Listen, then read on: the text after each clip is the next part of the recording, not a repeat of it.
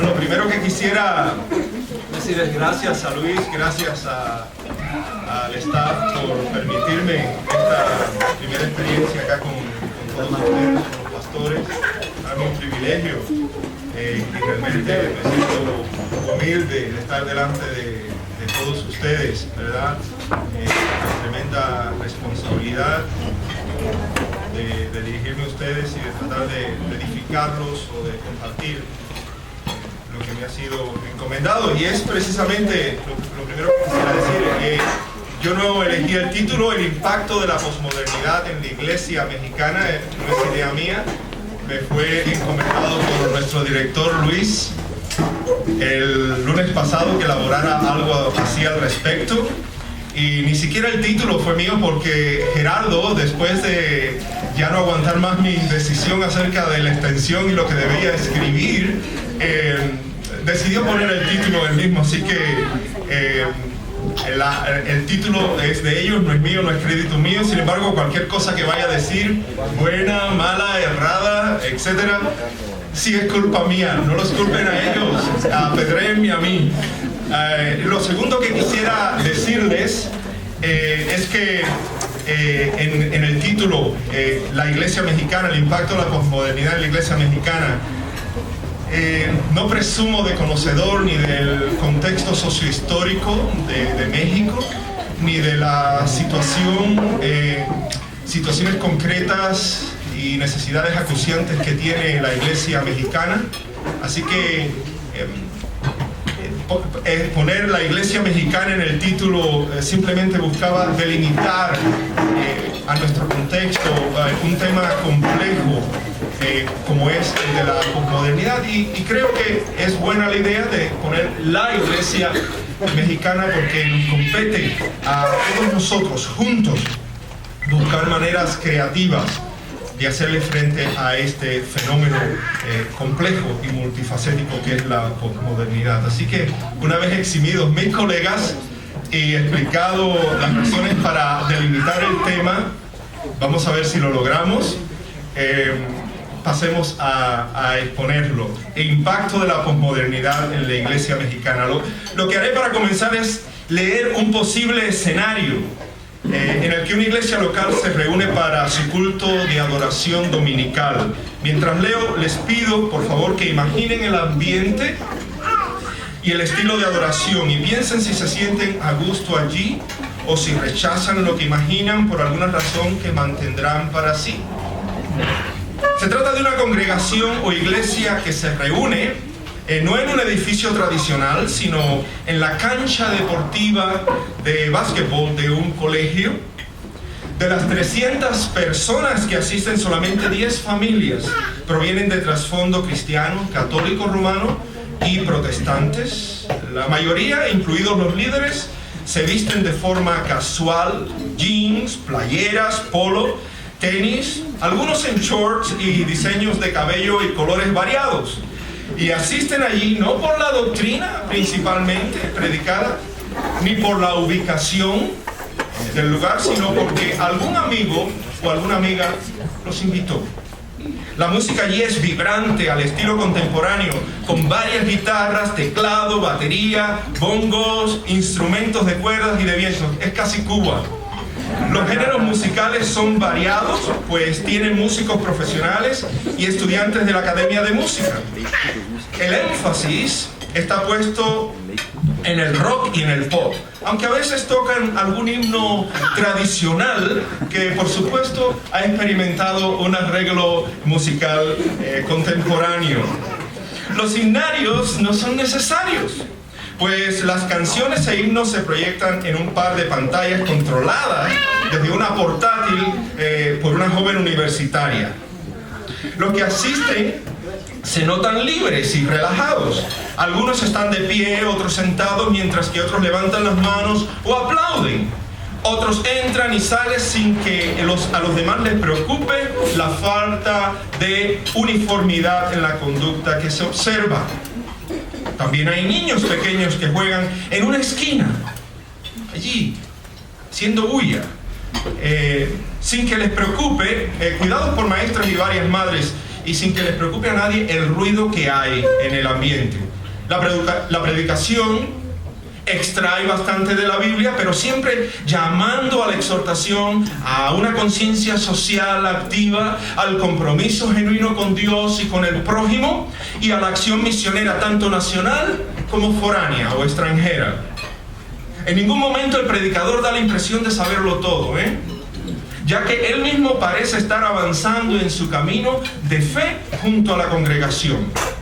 Su profesión es médico anestesista.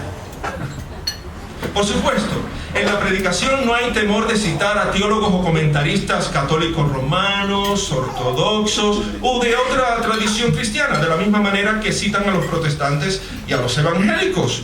Ellos están abiertos a aprender tanto de los místicos de antaño como de los maestros de la escuela dominical de hoy. Inmediatamente después del sermón se pasa a celebrar la Santa Cena, que es dirigida por el líder de familias y el pastor titular. Todas las personas, sin excepción, son invitadas a participar de los elementos, del pan y del vino. Es decir, todos los que deseen recibir la gracia de Cristo y o tengan a Cristo como el Señor, ancla de sus vidas.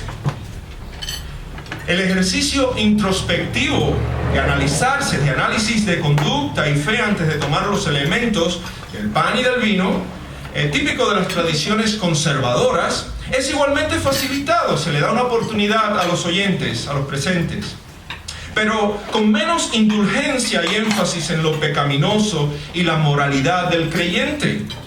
A la mayoría de ellos no les hace falta que les recuerden que vienen de hogares fragmentados e imperfectos y que distan mucho de alcanzar la santidad de Jesucristo.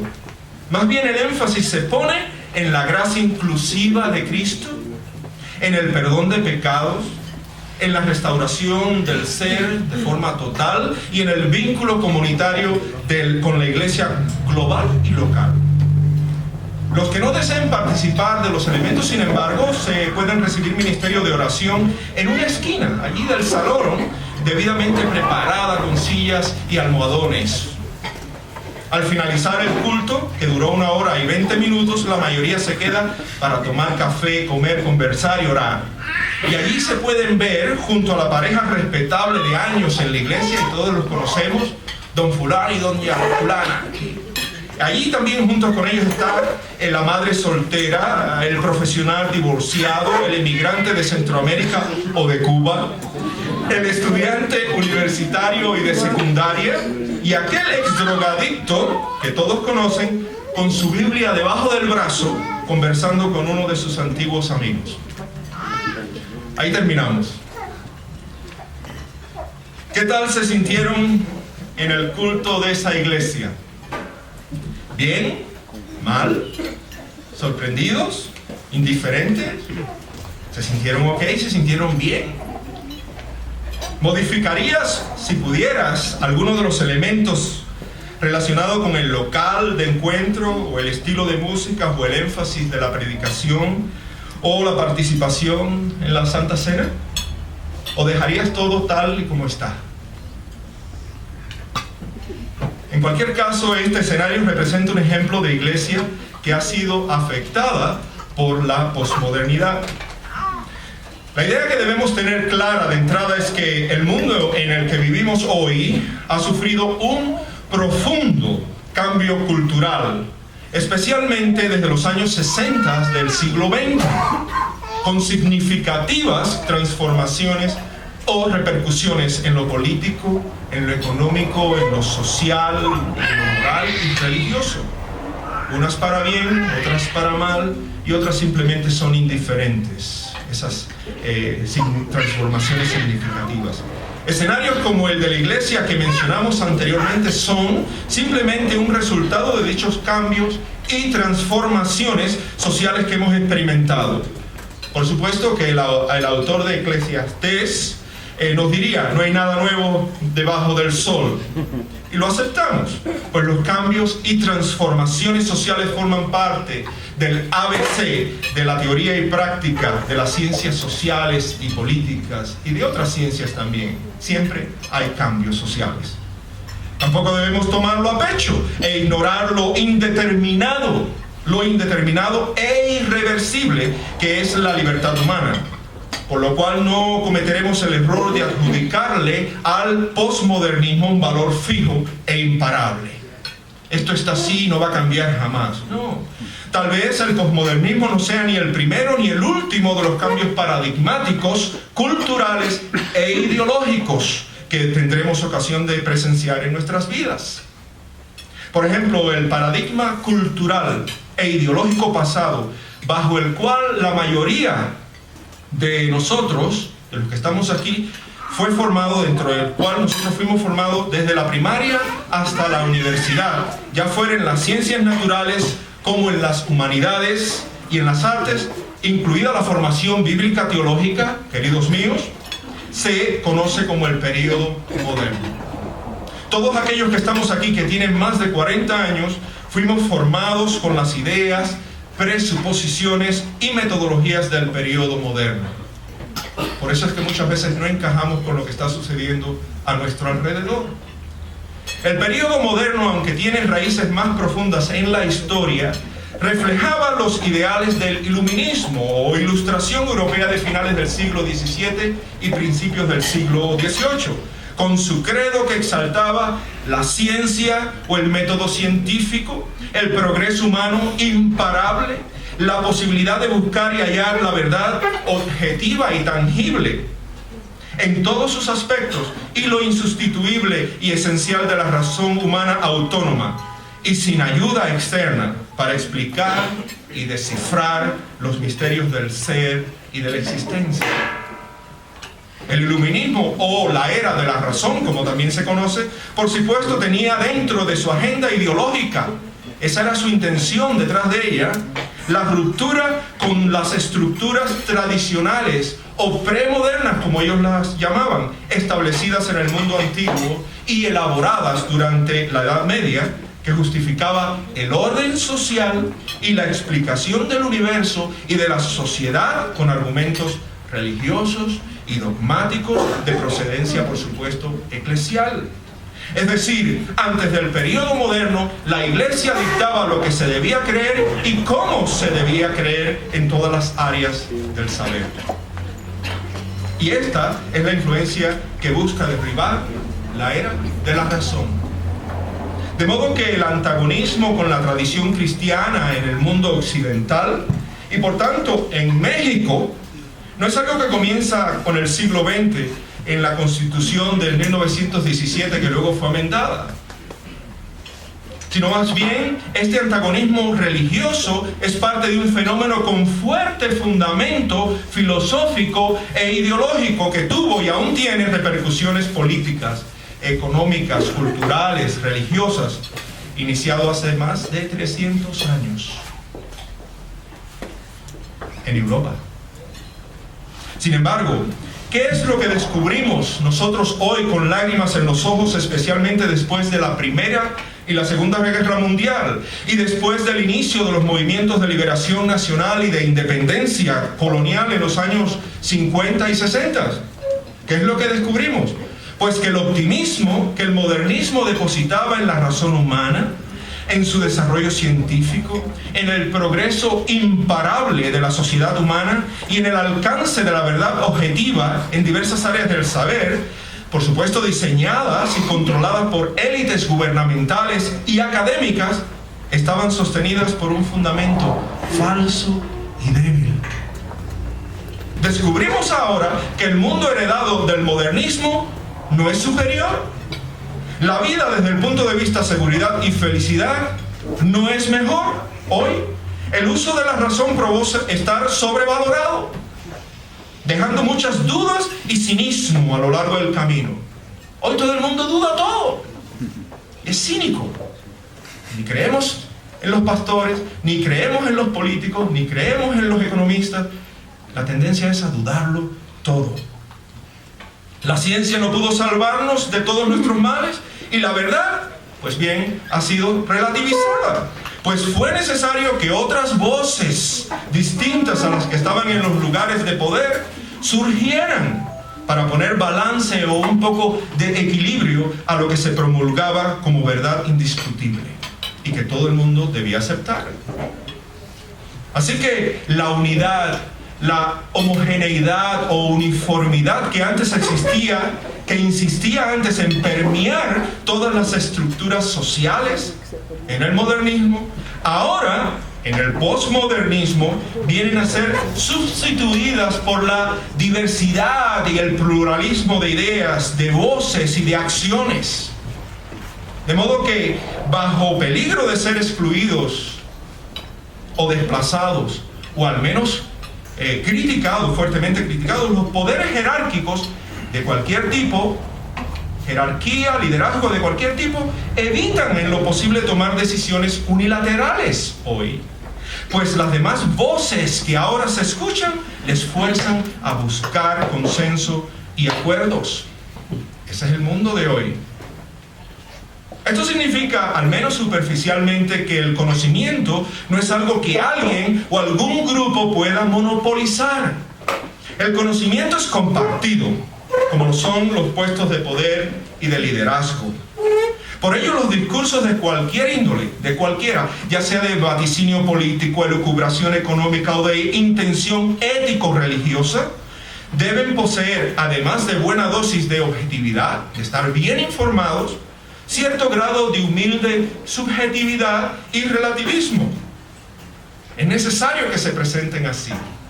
No podemos impresionar a las personas y pretender que lo sabemos todos en cualquier área del saber. Se ha relativizado la verdad. Tal es el posmodernismo. En fin, todas aquellas generaciones que emergen de las posguerras reconocen que la vida es más caótica hoy que antes, que escuchamos, vemos y vivimos actualmente con más conflictos que antes, y el elemento religioso de cualquier color y dirección espiritual, lejos de haber sido erradicado por el proceso de secularización iniciado en el periodo moderno, ha experimentado un magnífico despertar y aceptación general. Ahora somos más espirituales que antes. Antes solamente en el occidente existía una sola religión, la católica romana y sus dependencias protestantes, evangélicas, grupos independientes. Ahora, en cualquier sociedad cosmopolita o grande existen todas. Y vengo de un mundo donde están todas, literalmente. Nos preguntamos entonces, ¿por qué ha ocurrido todo esto? ¿Cuáles son las razones que justifican el cruce de la modernidad a la posmodernidad? ¿Y cómo ello ha afectado a la Iglesia? Entre las muchas razones que podemos mencionar, me gustaría recalcar 4 que son especialmente importantes para nosotros. En primer lugar, el pensamiento contemporáneo, y aguántenme un poquito aquí estas terminologías que son densas y aburridas. El pensamiento contemporáneo se ha alejado de lo que podemos llamar fundacionalismo epistemológico. ¿Qué dices? Fundacionalismo de fundamento epistemológico, la teoría del conocimiento. ¿En qué basamos o fundamos nuestro conocimiento? Este concepto tiene que ver con los principios básicos y esenciales o fundamentales sobre los que se edifica el edificio del conocimiento humano. De dichos principios o puntos de partida para construir y explicar el conocimiento se derivan todos los demás conocimientos. Por eso se llaman principios epistemológicos fundamentales o fundacionales, si queremos. Por ejemplo, y utilizando una metáfora, si uno desmantela un edificio nivel tras nivel, podrá ser capaz de descubrir a su debido momento el cimiento o el fundamento sobre el cual se edificó el edificio. Igual, antiguamente los filósofos identificaron al menos 12 diferentes principios fundamentales para edificar el fundamento del conocimiento. Por ejemplo, el principio de la existencia. Existen, el ser, existimos. O el principio de identidad, o el principio de no contradicción. Por ejemplo, decíamos, A no puede ser A y no A la misma vez. Es decir, el principio de no contradicción, el principio de causalidad, el principio de dependencia, modalidades positivas y negativas, o el principio de analogía. Son varios principios. Y todo el mundo en aquel entonces estaba de acuerdo. Dichos principios epistemológicos eran considerados como innegables y evidentes a todos, por todas las personas, por lo que servían como punto de partida tanto para creyentes como para no creyentes, filósofos o teólogos o científicos, como punto de partida para investigar y debatir el discurso del conocimiento o discursos teológicos filosóficos. Recordarán que René Descartes o Descartes comenzaba su investigación o discurso con el ser que piensa. Ese era su punto de partida. Cogito ergo sum, o pienso, por tanto yo soy, ¿verdad? Soy el ser que piensa. Es decir, el ser humano que piensa acerca de sí y de lo que le rodea es un principio básico del conocimiento. ¿Entendimos? Pues bien, la teología cristiana no se quedó atrás haciendo uso de este método científico-filosófico. De modo que, aunque la fe cristiana, lo que creemos, haya sus orígenes y razón de ser en la revelación divina de Dios, del Dios Trino, que debe ser aceptada por la fe y solamente por la fe y no por el ejercicio de la razón humana. De todas formas, una buena parte de la tradición cristiana del periodo moderno, y ustedes conocieron a muchos porque yo también conocí a muchos, se empeñó en comprobar lo razonable que era la fe cristiana al mundo de la época, utilizando el método científico, el método de epistemología fundacional. Tanto la apologética clásica como la presuposicionalista siguen un acercamiento similar en forma, aunque el fundamento epistemológico sea diferente. Por ejemplo, para teólogos como Van Til, Francis Schaeffer o Josh McDowell, que ustedes seguro han escuchado o han leído, apologetas presuposicionalistas, presuposiciones, principios. El punto de partida o presuposición o principio fundamental para defender la fe es la palabra de Dios. Ellos parten de la palabra de Dios revelada, a partir de lo cual se puede evaluar en teoría y en práctica lo coherente y veraz que es la fe cristiana en todos sus aspectos.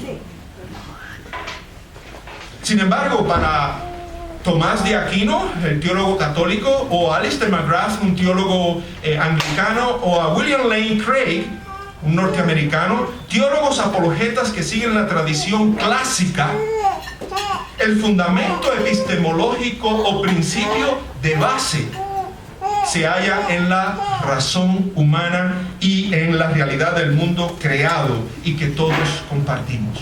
La realidad del mundo creado, la creación. Los cielos cuentan la gloria de Dios. Es un punto de partida. La creación que tanto creyentes como no creyentes compartimos. Y la razón. Para estos teólogos clásicos, apologetas, el poder argumentativo de la razón y la belleza y el orden de la creación se combinan perfectamente para demostrar la existencia de Dios y lo plausible que es la fe cristiana. Y aquí entran los argumentos, los famosos argumentos, 5 argumentos para comprobar la existencia de Dios. Esto es apologética clásica. No tenemos que preocuparnos por eso ni recordarlo, no es importante. El problema que hallamos en el mundo posmoderno de hoy, sin embargo, es que la argumentación basada en los principios esenciales, fundamentales, ha caído en desgracia. En cuanto a la búsqueda de la unidad del pensamiento. Hoy en día, una especialidad y forma de pensamiento puede partir de principios que no tienen nada que ver con los principios de otras escuelas. Cada grupo hoy es libre de fundamentar sus ideas y prácticas en principios que no coinciden con los demás. De modo que ya no hay acuerdo universal acerca de los principios fundamentales para construir el conocimiento humano. No es que no existan, sí existen. Lo que sucede es que ya no hay un acuerdo. No todo el mundo parte de los mismos principios. Por otro lado, también está el agnosticismo, la falta de creencia, y el relativismo prevalentes en la cultura occidental, que de entrada ya pone en tela de juicio la validez o certeza de cualquier principio fundamental que creamos. Para nosotros los cristianos, un principio fundamental es Dios, que existe. El Génesis comienza en el principio. Creó Dios. creemos, aceptamos que Dios existe, pues hoy en día cualquier persona te puede decir, pues no existe. ¿Qué me dice? O que Dios, ¿de qué Dios habla? ¿De los más de 3.000 dioses del hinduismo? ¿O de Alá? ¿O alguno de otros dioses? Dioses del bajo mundo, de acá, de allá. ¿Qué Dios? Entonces el principio ya no es compartido, ¿entendemos? El problema entonces es ese. No coincidimos, de modo que ya no hay acuerdo universal acerca de los principios fundamentales para construir el edificio humano, y tenemos agnosticismo y relatividad para creer los principios. Por supuesto, aquí no se trata de claudicar los principios de la fe cristiana frente al estado de ánimo que prevalece en la sociedad, sino de recordar que el fundamento epistemológico era igualmente aceptado por creyentes y no creyentes como punto de partida para investigar y argumentar. Esa propiedad común ya no existe hoy. ¿Lo entendemos? Es importante porque nos da alivio para saber y entender y explicar por qué existe esta manera de actuar y de pensar hoy. Por lo que preguntamos, ¿cómo persuadimos al mundo acerca de nuestra fe? Permítanme sugerir que, aunque la Iglesia conozca los principios fundamentales de la fe cristiana, también debe considerar, a la luz de la realidad sociohistórica y cultural, persuadir al mundo de la verdad, bondad y belleza del Evangelio, no por medio de argumentos teológicos, filosóficos que ya casi nadie domina o entiende, sino a través de un estilo de vida íntegro que refleje las virtudes cristianas y al Dios de las virtudes. Es a través de vivir coherentemente el Evangelio que vamos a persuadir. Si tienes la habilidad de discutir, si eres un apologeta, pues continúa. Hay un espacio para ti, pero esa no es la manera hoy en día, la privilegiada hoy en día, para persuadir acerca de la fe. En segundo lugar, el mundo postmoderno de hoy ha dejado de creer en las grandes narrativas o metanarrativas que dieron origen y forma a la civilización occidental. Me refiero a las historias, especialmente las historias bíblicas, que explican el origen, desarrollo y evolución histórico-social del mundo. Estas historias son importantes porque nos enseñan quién es el ser humano, dónde está ese ser humano, por qué existe maldad, qué es lo que hace Dios para solucionar este problema de la maldad en el mundo y cuál será el destino final de todo ello. Antes creíamos, y todo el mundo, toda la sociedad occidental, compartía en su mayor extensión este tipo de historia y metanarrativa. Es evidente que dichas metanarrativas, además de brindar una identidad común a aquellos que las comparten, también generan continuidad histórica, a la vez que unidad y coherencia social en las vidas de los pueblos. ¿Cuál es tu historia? ¿De qué mundo vienes? Esas historias que se repetían y se repetían y se repetían continuamente daban coherencia, unidad e identidad a los pueblos. Y todavía lo hacen. Pero hay una de las características de la posmodernidad es el abandono de las grandes narrativas históricas de orígenes. La identidad, la continuidad, la unidad y la coherencia del mundo occidental de hoy se buscan en otras narrativas de recién invención. Por la pluralidad de identidades, la discontinuidad y la fragmentación, y hasta la misma teoría del caos físico se aprecia, se evalúa, se aplica a la interacción social, mientras que el resultado sea novedoso y benigno. Cualquier teoría, cualquier idea que pueda surgir, cualquier nueva historia, mientras que sea buena, sea benigna, no nos haga daño, mientras que no sea terrorista ideológicamente, pues vale. Esto no significa que no haya metanarrativas, por favor, o historias en nuestras sociedades, pues las hay. Más bien significa que ninguna de esas historias, o grandes historias o metanarrativas, puede reclamar privilegio sobre las demás.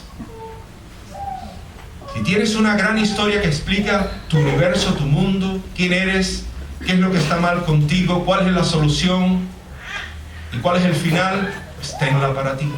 Otros tienen otras historias. En este clima social, la iglesia nota que las historias bíblicas pueden ser subvertidas, ignoradas o manipuladas, dependiendo de quién las use. Si un político, si un teólogo, si un artista, si un cantante. O peor aún, tenemos que sentarnos a escuchar las narrativas o retóricas recién diseñadas por los líderes políticos, o por los banqueros, o por las compañías semi-religiosas que igualmente buscan ser escuchadas. Preguntamos, ¿qué debe hacer la iglesia frente a este desafío? Ciertamente, queridos hermanos y hermanas, la solución no está en ver quién grita más alto. Si la iglesia, el mundo, distintos grupos, o quién presenta su historia de la mejor manera para ganar la atención. Más bien, la sabiduría se descubre al darnos cuenta que aquí nos encontramos de vuelta a los inicios del cristianismo. La cultura posmoderna, en su relación con la fe cristiana, nos recuerda los albores del cristianismo, cuando la iglesia incipiente tenía que combatir por la fe en medio del mercado y en los foros sociales, en medio de otras alternativas de fe, allí cuando el cristianismo no era privilegiado por sobre ninguna otra religión, cuando el cristianismo no era ni lícito ni ilícito, sino simplemente tolerado. Estamos en esa situación hoy en día, de vuelta a los orígenes del cristianismo. En un sentido, en otro sentido, hemos evolucionado. Volvemos a preguntar entonces, ¿qué debemos hacer como iglesia frente a este reto? Pues bien, sugiero que debemos atesorar y redescubrir nuestra metanarrativa cristiana conforme a las Escrituras. Conforme a las Escrituras. Por supuesto, asumo que ya sabemos de memoria nuestra historia como nación mexicana. Pero ¿qué hay de nuestra historia como nación santa y pueblo escogido en Cristo? Me refiero a nuestra historia espiritual que comienza desde Adán y a través de Abraham y los patriarcas de Israel, los eventos del Evangelio de Jesucristo y la historia milenaria de la iglesia en toda su catolicidad. Con minúscula la pongo aquí. En toda su catolicidad o universalidad o de acuerdo al todo y colorido. Iglesia de la cual formamos parte. Estas historias deben ser ensayadas y reensayadas una y otra vez y memorizadas cada vez que nos reunimos para adorar, celebrar y compartir, cuando escuchamos la palabra de Dios y cuando partimos el pan y el vino y se lo extendemos al prójimo, cuando hacemos misión acá o allá y manifestamos la gracia y la fuerza reconciliadora de Dios a través de Cristo y en el poder del Espíritu Santo. Es esta gran narrativa judeo-cristiana, en palabras, en liturgia, en servicio y misión por causa del señorío de Cristo, llena de gracia y verdad y fe, la versión de vida que podemos ofrecer al mundo de hoy. Y por favor, no la subestimemos como una voz más entre muchas, pues la coherencia, unidad, integración y transformación que produce a todos los niveles de la existencia, en lo individual y en lo colectivo, en lo local y lo global, por dentro y por fuera, presente y futuro, es de tal naturaleza y extensión que definitivamente, me refiero a nuestra historia, representa una formidable contracultura que promete solución concreta y esperanza a un mundo fragmentado y hostil, lleno de temor e incertidumbre. Reclamemos nuestra narrativa bíblica que se aplica y que es parte de nuestra historia. No es simplemente ilustración, a propósito. No es ilustración. No tomamos las historias bíblicas del Antiguo Testamento para cristianizarlas y para tomarlas como ilustración. ¿Qué puede ser utilizada? Es nuestra historia. Se nos exhorta a imitarlos, a actuar como ellos, con la misma fe de ellos, siguiendo las mismas pautas en un contexto diferente. La tercera razón por la que podemos decir que hemos cruzado el Rubicón de la modernidad a la posmodernidad tiene que ver con un cambio en el uso del razonamiento conceptual. Otra palabra grande y aburrida. El uso del razonamiento conceptual a favor de una hermenéutica estética y contextual. Les explico. El hombre moderno buscaba e investigaba la verdad de las cosas y de la vida a través del uso de la razón y apoyado por el método científico. Casi todos los que estamos aquí reunidos, de nuevo, mayores de 40 años y que fueron entrenados por profesores y maestros que estudiaron en los años 40 y 50, no importa en qué rama del saber, seguramente comenzaban un tema de estudio, si ustedes recordarán esto, con un planteamiento conceptual que pretendía encapsular todo el contenido del tema. Comenzábamos siempre con un concepto. Luego, a través del método científico a la mano y ayudado por las herramientas de estudio e investigación, se pasaba a explicar el tema a profundidad con todas sus derivaciones y consecuencias. Recordamos que cada tema, a su vez, de los que estudiábamos, también estaba imbricado o conectado a los demás temas de la ciencia en cuestión para formar un todo orgánico y bien estructurado. Si no lo recuerdan, pues entonces lean, por ejemplo, la teología sistemática de Hodge o de Rorty o de Grudem o de Schaffer o de Berkhoff o de Babin, cualquiera de esas teologías sistemáticas del periodo moderno, para que entiendan y verán la coherencia interna de los datos y su relación orgánica con los demás temas. Conceptualizamos, aplicamos un método, utilizamos las herramientas de estudios, ahondamos en el tema, investigamos, pero todos esos temas están imbricados y conectados con los demás, de manera que se forma un bello todo, un cuerpo bien organizado. Pues bien, esta manera de conceptualización racional y metodología ha caído en desuso en el periodo posmoderno, a favor de una hermenéutica estética y contextual.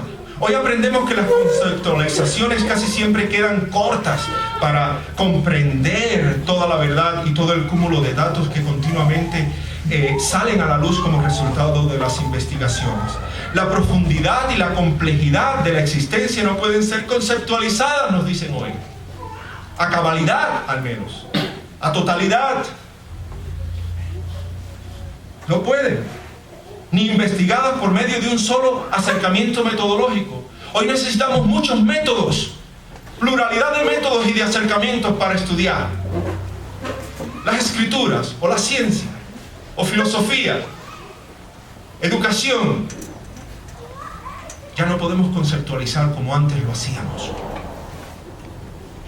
Esta imposibilidad de conceptualizarlo todo, por ejemplo, es palpable cuando nos hallamos de cara a cara con la bondad y la belleza infinitas de Dios.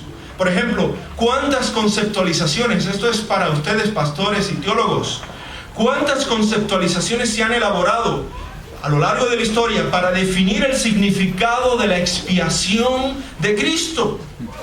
¿Cuántas teorías, cuántos conceptos acerca de la expiación? Y sin embargo, todas se quedan pequeñas frente a la realidad del Hijo de Dios crucificado. Permítame ofrecer otro ejemplo más cercano a casa y profano. No te preocupes, voy a decir algo que se puede decir. Creemos que podemos encapsular en un concepto racional toda la belleza panorámica representada por el Popocatépetl o el Iztaccíhuatl. Yo desayuno todas las mañanas temprano mirándolos. ¡Qué bello! ¿Acaso no correríamos el riesgo de que algo invisible, pero importante, se nos quede fuera de la conceptualización.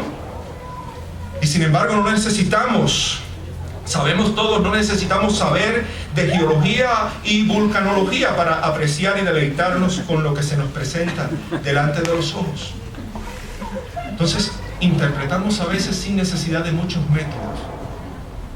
Se nos presenta, lo captamos, lo sentimos, lo experimentamos, lo vemos, lo intuimos.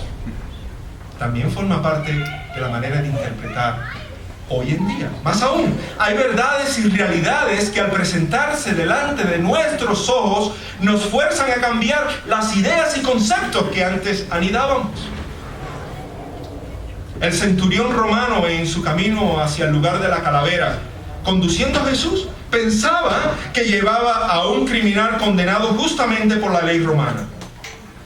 Y sin embargo, al verlo morir en la cruz, su concepción y razonamiento fue trastornado hasta no poder evitar exclamar: verdaderamente, este era Hijo de Dios. El mismo rabino Saulo de Tarso, de cara a la revelación recibida en el camino a Damasco, tuvo que cambiar su concepto bien elaborado sobre el hombre de Nazaret y sobre sus discípulos o seguidores que decían que él había resucitado. Una vez transformado en el apóstol Pablo, escribía: pero lejos esté de mí gloriarme, sino en la cruz de nuestro Señor Jesucristo, por quien el mundo ha sido crucificado para mí y yo para el mundo. La realidad de la revelación cambió su forma de pensar, cambió su concepto, sus ideas. Tal es la fuerza del Dios crucificado. Aprendemos teología cuando lo vemos allí en la cruz. Sabemos quién es el Hijo de Dios cuando lo vemos en la cruz, no cuando leemos los libros de teología, que son importantes, para eso estamos aquí. No cuando razonamos mucho de teología, que es importante, sino cuando vamos allí a la cruz delante de Él. Para el centurión romano y para el rabino Saulo de Tarso, el descubrimiento de la verdad no fue el resultado de previas conceptualizaciones bien elaboradas e investigadas en la práctica por medio de un método de estudio. Más bien fueron actos de revelación y contemplación del poder, de la gloria, de la belleza y de la bondad de Dios. Y esto no en cualquier lugar o cuando ellos quisieron, sino en un contexto en particular definido por Dios. Definido por Dios. Dios se revela cuando quiere y donde quiere y a quien quiere. Desde donde ellos pudieron reajustar su visión, su concepto, sus ideas. Tal vez uno de los beneficios de la mentalidad posmoderna, en este sentido para la iglesia hoy, sea la búsqueda más allá de lo superficial y aparente, más allá de lo conceptualizado hace ya tiempo. La búsqueda de lo fresco, de lo genuino. Escúchenme bien, porfa. De lo genuino, de lo no institucionalizado y congelado en los manuales de las instituciones. Uy, eso duele. El mundo posmoderno busca experiencias, entretenimientos y una felicidad que se salga de las normas antes establecidas, e incluso ahora de las normas establecidas por los controladores del mercadeo. Quiero algo diferente de lo que me promocionan. Siempre estamos buscando algo nuevo, algo fresco, algo genuino, algo que nadie más comparta. Mira, me la compré. ¿Dónde la? No te digo. Yo creo que ello representa una excelente oportunidad para la iglesia, pues más allá de lo superficial y aparente e institucionalizado del cristianismo, podemos ser capaces de confrontar al prójimo con el poder, con la verdad, la bondad y la belleza de Cristo, confrontándolos con las bienaventuranzas que Él ofrece y que subvierten cualquier panacea ofrecida por el status quo, con sus máscaras políticas, económicas, comerciales y religiosas. Por favor, créanme, el mundo de hoy no se muere por recibir exactitud conceptual. Los jóvenes, todos aquellos que tienen menos de 30 años, o 35 años para abajo no se mueren por exactitud conceptual, por dogmas exactos, aunque eso es bueno saberlo, aunque sí aprecian la verdad, aunque sea modesta y parcial,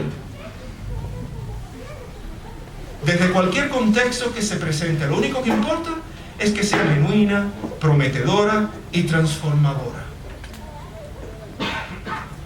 En cuarto y último lugar, y en conexión con el punto anterior, el posmodernismo como expresión de la cultura y de los valores contemporáneos se caracteriza por evaluar el lenguaje y su significado de una forma diferente a lo que nosotros aprendimos. Hemos hecho tremendo viaje, ¿verdad? Ahora llegamos al lenguaje y al significado del lenguaje. Hoy utilizamos el lenguaje y sus significados de una manera diferente a la que todos nosotros de mayores de 40 años aprendimos. ¿Se han dado cuenta ya de eso, verdad? El período moderno, siguiendo una costumbre desde la antigüedad, se caracterizaba por buscar un sentido y significado exacto del lenguaje y de las palabras. Es decir, el lenguaje, tanto hablado como escrito, era considerado referencial, o que apuntaba a algo específico, o a un referente. Cuando decíamos cuchara o tenedor, se refiere, todo el mundo sabía. Aceptado, era único y aceptado por todos. Para ponerlo de forma más sencilla, un texto, o un discurso, pero un texto, tenía un contenido con un significado único transmitido por el autor. El lector simplemente tenía que saber el idioma y el significado de las palabras, o si no lo sabía, buscaba en el diccionario, en el léxico, el significado, y considerar el contexto histórico y literario en que se escribía para así llegar a la interpretación y aplicación del texto o del discurso. ¿No les recuerda esto a la exégesis y a la hermenéutica que aprendimos de nuestros profesores? Sin embargo, debido a que el hombre posmoderno ha escapado de la razón y sus conceptualizaciones tradicionales, universales o aceptadas por todas, se ha refugiado en la particularidad de su grupo y en la fuerza de su libertad. Hoy nos decimos, eres libre de pensar, de hacer, de actuar. En la libertad o voluntad para pensar, actuar y decidir por sí mismo, sin las interferencias de otros discursos o textos pasados o presentes. Sin interferencia de lo que alguien en el pasado o en el presente haya escrito, por muy lógicos y buenos que pudieran ser o hayan podido ser. Es decir, lo que piensa y hace el grupo y el cómo lo hace y el por qué, dentro del cual vive el individuo, son los factores que van a determinar cómo damos forma al lenguaje y a sus significados. El resultado social es la emergencia de una multiplicidad de discursos y significados. La fluidez de ideas diversas sobre temas similares. Estamos hablando del mismo tema, pero un discurso diferente proviene de diferentes contextos y grupos. Y hasta la inversión de valores que dichos discursos con sus significados antes transmitían. Desde el punto de vista cultural, social, esta multiplicidad de discursos, lenguajes con sus significados, se puede ver en la versatilidad discordante y a veces contradictoria que invaden nuestras vidas a través de los medios de comunicación. Términos, nomenclaturas y frases similares adquieren significados y valores diferentes dependiendo de quién hable y dónde esté y para quién se ofrezca el mensaje. Desde el punto de vista eclesial cristiano, ya no social, pero para nosotros, el mismo fenómeno se percibe en las diferentes opciones teológicas y prácticas eclesiales que justifican lo que hacen y dicen, basándose ya sea en eventos ocurridos localmente, a los que el grupo otorga un valor absoluto o de referencia, o a interpretaciones bíblicas de origen local y particular que luego son santificadas como verdad porque responde a los intereses de una minoría, pero los consideran valiosos. Eventos que ocurrieron son considerados como importantes, puntos de referencia absolutos, o la interpretación que damos en nuestro propio grupo o en nuestra propia denominación. Es decir, no podemos esperar que la palabra de Cristo y el mensaje apostólico lleguen a todos por igual con la intención global o universal que antes tenían o se asumía. Más bien, cada cual, según su propia opinión y de acuerdo a la voluntad de su grupo o comunidad, es libre de dar la interpretación que así crea conveniente. En este clima actual, cultural y religioso, no es de extrañarse que vivamos en constante confusión y división, porque las ideas tienen resultados. Las ideas dividen o unen. Tampoco es de extrañarse que la cosmovisión de los creyentes cristianos esté siendo formada no por el discurso bíblico y la tradición cristiana, sino por una multiplicidad de voces seculares, culturales, y por el discurso político y los profetas de la economía, o por otras voces neopaganas que corroen y enlentecen el fruto que de otra manera como iglesia pudiéramos dar hoy. Pienso con tristeza, por ejemplo, en colegas nuestros en el Reino Unido, dentro de las tradiciones protestantes, que no ven ningún problema o contradicción en que haya ministros o pastores que sean homosexuales practicantes. No hay problema.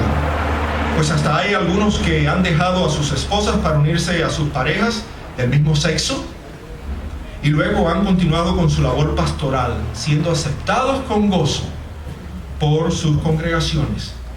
La comunidad, su grupo, acepta, da una interpretación, tiene un discurso, y si es aceptado, allá va esta manera de actuar y de pensar, y esta hermenéutica contextual. No hay ningún problema en decir hermenéutica contextual, no es un problema, pero hay que ver los riesgos. Hay otros que niegan la encarnación del Hijo de Dios. Yo vengo de allá. Pastores que he conocido, muy buenos, muy chéveres, buena onda, pero niegan la encarnación del Hijo de Dios o la concepción virginal, o los milagros, o la misma realidad de que somos pecadores. Si somos pecadores y te dicen, habla por ti mismo, no por mí. Como si estas verdades no fuesen esenciales o no fueran esenciales a la fe y a la vida cristiana. Para otros, también los he conocido y trabajé con ellos, lo único que deben saber los creyentes es que son amados por Dios sin condición alguna. Eso es lo que deben saber. Lo único que ustedes tienen que saber es que son amados por Dios. Eso es lo más importante. Y por favor, no mencionemos el juicio y la disciplina del Señor. Mientras que otros, ya sabrán ustedes, creen que todos los caminos religiosos llevan al mismo Dios, aunque haya diferentes modalidades para ello. Pues según ellos, en todas las religiones el creyente lo que busca es la trascendencia, la seguridad, la esperanza y la felicidad.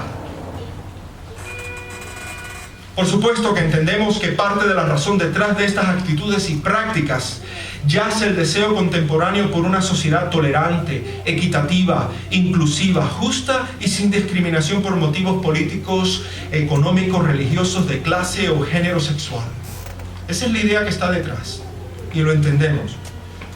Por ello es que más bien nos enfocamos hoy en una ética moral que enfatiza las virtudes o la personalidad. Hoy no criticamos a las personas por su preferencia sexual o por lo que creen o por donde viven, sino los criticamos porque no se conduzcan bien o porque tengan una personalidad difícil. Entonces hay una ética de personalidad, una ética de virtudes personales, lo que se está estilando hoy en día, sin recurrir a preferencias, ni a cultura, ni a ideología, porque cada cual es libre de pensar y de hacer consigo mismo lo que quiera, mientras que se conduzca bien, se comporte bien en sociedad y haga bien su trabajo. Pero no creemos que al querer ser tolerantes, inclusivistas y justos con todos, lo cual desde el punto de vista social es bueno, ¿no estamos también claudicando valores y principios establecidos por Dios para el bien del ser humano? ¿Qué entendemos cuando Moisés escribe, escucha Israel, Shema, escucha? Obedece, presta atención. Escucha, Israel, Jehová nuestro Dios, o el Señor nuestro Dios, el Señor uno es. Y amarás al Señor tu Dios con todo tu corazón, con toda tu alma y con todas tus fuerzas. ¿Qué entendemos? ¿Qué entiende tu grupo o tu comunidad? ¿O vamos a pensar que es en realidad lo que decía Moisés, para que todos lo entendamos como él lo quiso que todos lo entendiésemos? El judío moría y vivía por este credo, y así se lo enseñaba a sus hijos siempre, al levantarse, al caminar, al acostarse y al momento de morir.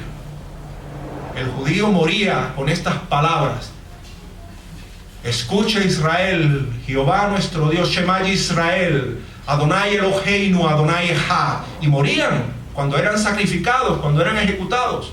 Morían con el credo, con el Shema en sus labios. Pues transmite la confianza en el Dios creador que elige a su pueblo.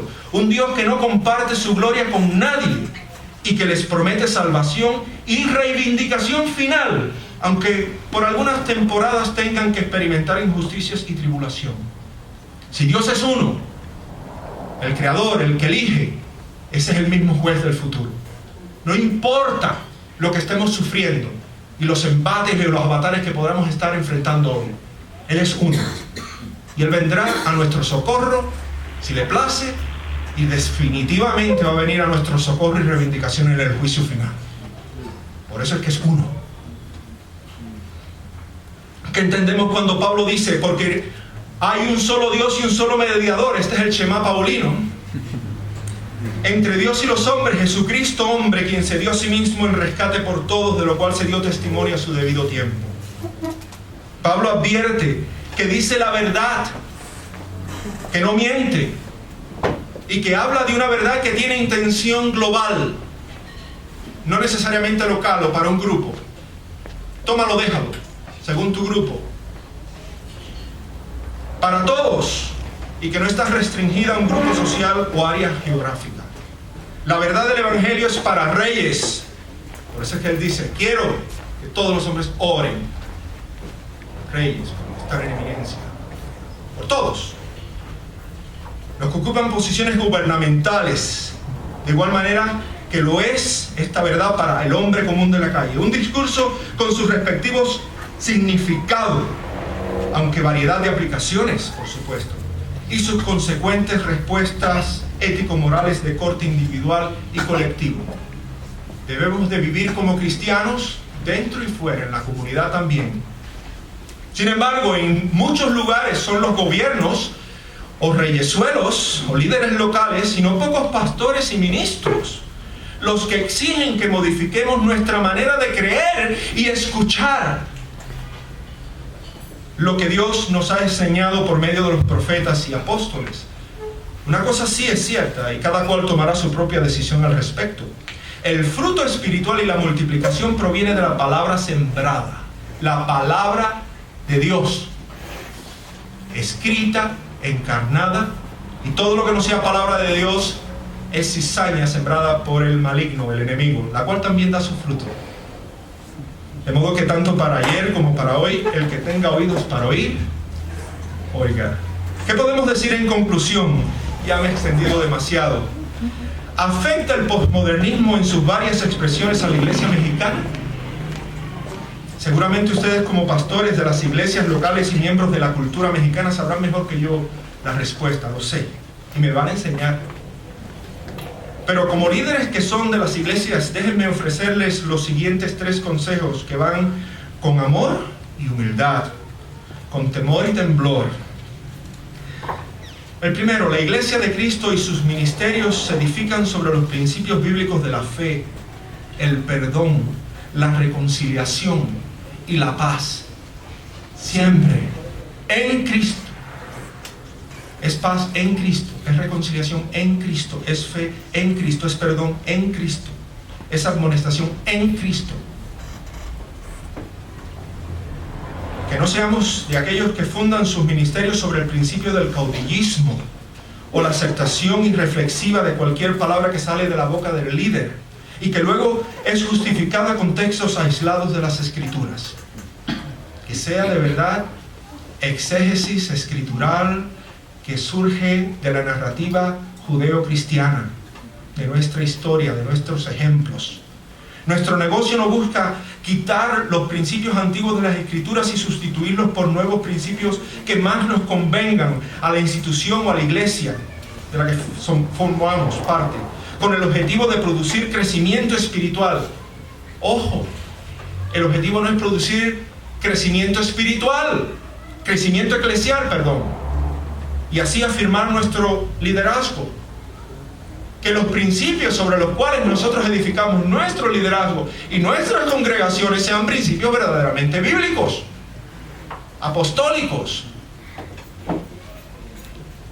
Podemos utilizar principios del mercadeo, pero que sean utilizados con moderación, que no sean utilizados para exaltar nuestro ego, porque el ministro debe ser humilde, sencillo, servidor, accesible, perdonador, reconciliador, pacificador, hospedador. Más bien se trata de reenfocar nuestra vida en Cristo y vivir en Él y guiar a nuestras congregaciones a Cristo para que la vida que vivimos concuerde con los principios del reino de Dios, que nos sostienen con humildad, sencillez y fe. En segundo lugar, no creo estar equivocado si afirmo que muchas iglesias y líderes no tienen interés alguno en la gran historia de la que formamos parte. Muchos actuamos como si el cristianismo y la fe hubiesen comenzado con nosotros hace 20 o 50 años atrás, sin referencia o interés alguno a los 2000 años de tradición evangélica dentro de la iglesia de Cristo. Debemos recordar que nuestras versiones del cristianismo, tanto el católico romano como el evangélico,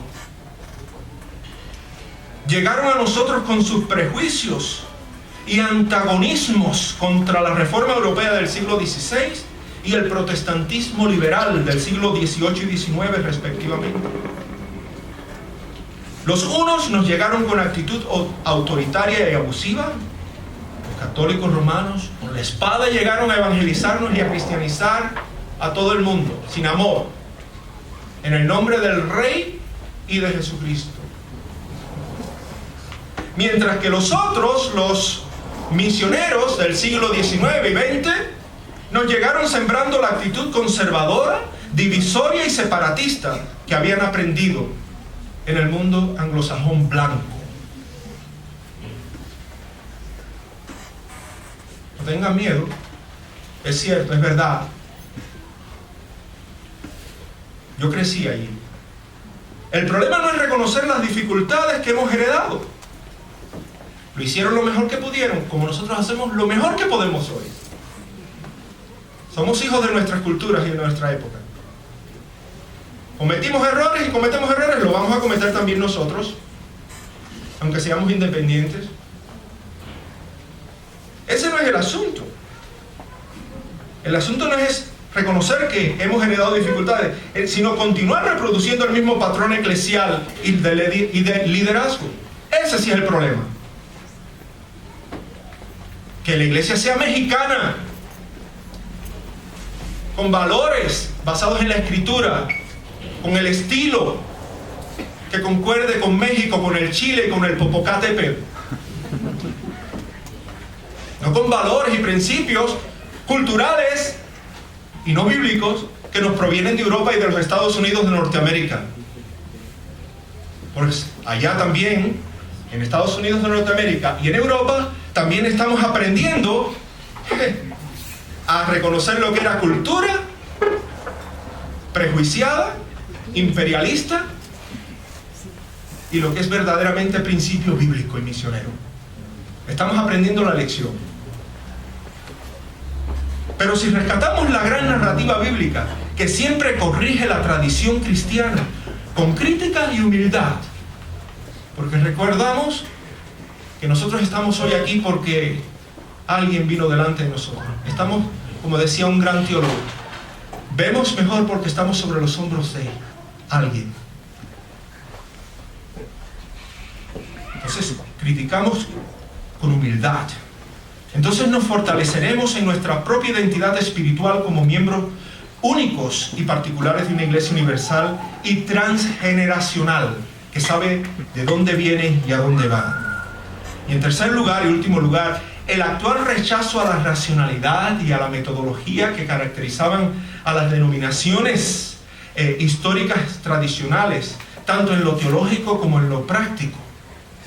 Porque estamos claros que la tradición bautista, por ejemplo, surge del rechazo de lo que estaba sucediendo, ¿verdad?, con el mundo teológico y eclesial de Inglaterra. Los anabautistas, los bautistas, y después seguimos dividiéndonos en bautistas de acá y bautistas de allá, y bautistas libres, y después las iglesias independientes, las iglesias pentecostales, las iglesias carismáticas, formamos ministerios, pululamos, ¿verdad? Entonces hemos estado rechazando, como el metodismo rechazó al anglicanismo y John Wesley con su hermano. Estamos rechazando las conceptualizaciones y las metodologías, a lo teórico y también a lo práctico.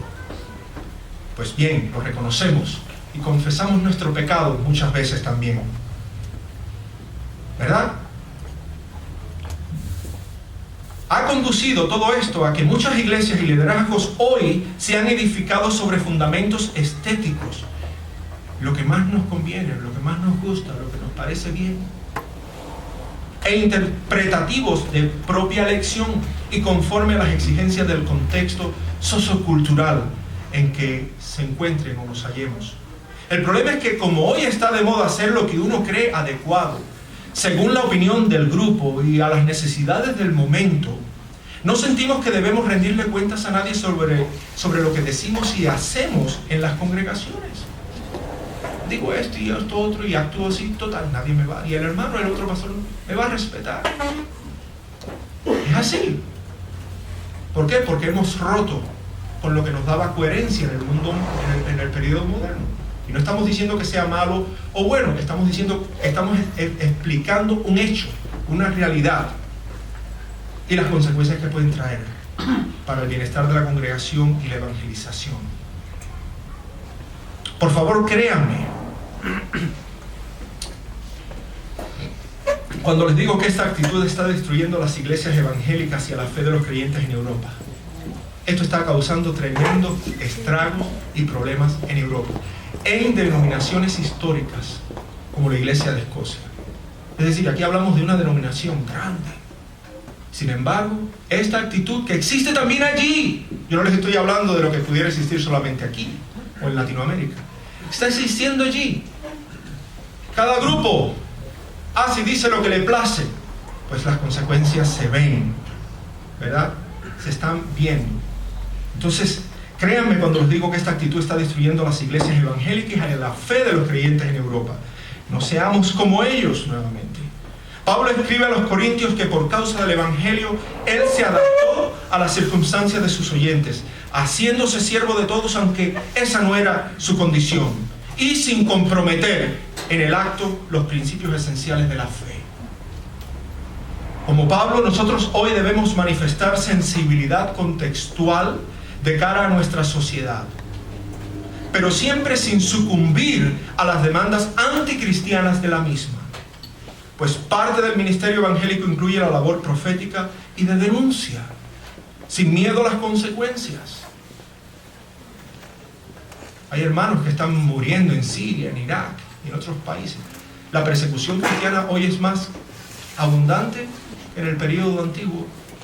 Mueren más cristianos hoy en una semana que los que murieron a veces en temporadas y en épocas durante el Imperio Romano. Con amor, esperanza, fe y humildad, acerquémonos al mundo en que vivimos con sus diversas voces, quejas y necesidades. Tratemos de evitar en lo que podamos el dogmatismo árido y las batallas apologéticas por los principios fundamentales de la fe.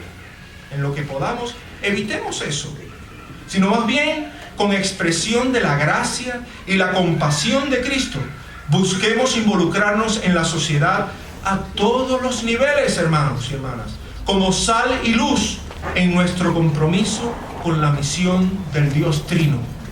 Busquemos, como Pablo hizo, la salvación, el perdón, la reconciliación, la paz, la bienaventuranza del pecador de hoy y de cualquier región geográfica, en la esperanza que llegue aquel día en que por medio de Cristo Dios sea todo en todos. Amén. Que Dios nos bendiga.